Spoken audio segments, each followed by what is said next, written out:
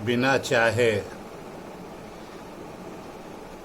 कभी कभी आप ऐसी परिस्थितियों में फंस जाते हैं जो कि दलदली होती है।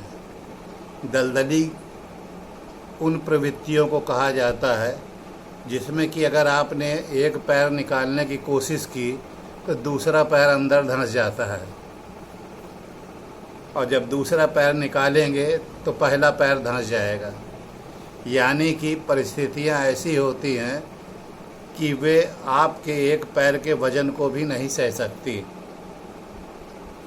और समस्या तब आती है जबकि आपने कभी इस प्रकार की परिस्थितियों के ऊपर गौर भी न किया हो और न किसी ने आपको बताया हो, और उस पर भी सोने में सुहागा तब हो जाता है कि जब आप के पूरे सिस्टम को, यानी कि जो आपकी मददगार लोग हैं और आपके अपने अनुभवी लोग हैं, उन्होंने भी उस समस्या को कभी न देखा हो अपनी आँखों से, कोई अनुभव ना हो उनको। ऐसी दशा में आप उन चीज़ों से कैसे सुलझेंगे? आप कैसे अपने को बचाएंगे? क्या करेंगे? ये एक विचारणीय प्रश्न है जो कि आजकल बहुत ही ज़्यादा समसामयिक है। हमेशा आपको अपने दिमाग को चैतन्य रखना चाहिए, और बहुत सारी समस्या ऐसी रहती हैं जो कि कई कालखंडों में अलग अलग किस्म से आई हुई होती हैं, लेकिन उनका सीक्वेंस, उनके काम का तरीका एक जैसा रहता है। परंतु आधुनिक युग में उनको नामाकरण अलग कर दिया जाता है, उनको अलग नाम दे दिया जाता है। और सबसे बड़ी परेशानी की बात ये आती है कि आपको जो भी शिक्षा दी जाती है वो किसी एक चीज़ की, किसी विशेषज्ञ की, किसी कुछ बनाने की दी जाती है। आपको अनुभव शून्य कर दिया जाता है। ये बता दिया जाता है कि कोई समस्या आएगी तो फला आदमी ही, फला विशेषज्ञ ही इस बात के बारे में आपको बताएगा, और वही आप मानिए, चाहे आपका भला हो और चाहे ना भला हो।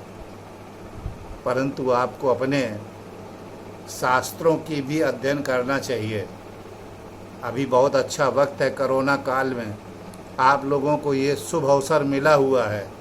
शुभ तो नहीं कह सकते, लेकिन अगर आप बचे हुए हैं इस महामारी से तो आपके लिए शुभ ही है। ये बैठ कर के अपने पुरातन कालीन शास्त्रों का अध्ययन कीजिए। आप पाएंगे उसके अंदर बहुत सारी चीज़ें ऐसी हैं कि जो कि आपको बहुत फ़ायदेमंद है। एक पुस्तक जो कि मेरी लाइब्रेरी में पड़ी धूल खा रही थी, जब मैंने उसको पलट के झाड़ करके देखा, अथर्ववेद थी वो, अथर्ववेद। जब मैंने अंदर के पन्ने पलटे तो मेरी आँख खुल गई। इतना ज्ञान था इसके अंदर, विभिन्न किस्म का ज्ञान, बीमारियों का, इसका, समस्याओं का, दुनिया भर का था। मैं तो सोचता था ये सब महाबकवास चीज़ें हैं, लेकिन उनमें से कुछ चीज़ें जो मेरी अंग्रेजी दवाओं से नहीं ठीक हो रही थी, जब मैंने उसमें से छोटे से ही फार्मूले को यूज किया, वो एकदम से डिसअपीयर हो गई। मैं तो आश्चर्यचकित रह गया, ये कैसे हुआ।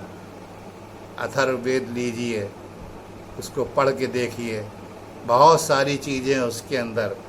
वेद किसी धर्म का नहीं है, वेद एक साइंस है जिसको आजकल साइंस बोलते हैं। उस ज़माने में उसको वेद बोलते थे। वो किसी एक के द्वारा लिखी हुई नहीं है, बहुत सारे अनुभवों का संकलन है। इतना पैसा आप लगाते हैं हर चीज़ों में, एक बार इस पुस्तक को भी लेके रख लीजिए अपने पास, आने वाली जनरेशन आपको याद करेगी। ये भी एक विचार है, आजमा के देखिए।